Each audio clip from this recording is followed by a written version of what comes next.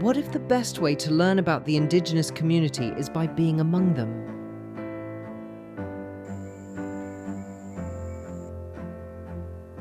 Here in the heart of Malaysia, I found the guardians of the land.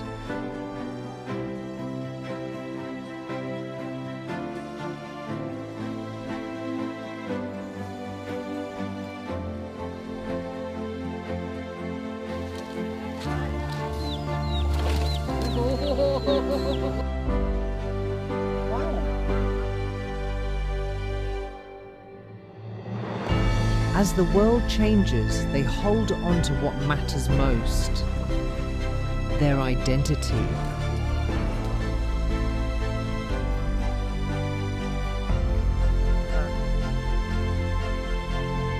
I came to explore how they live and ended up discovering how much I still have to learn.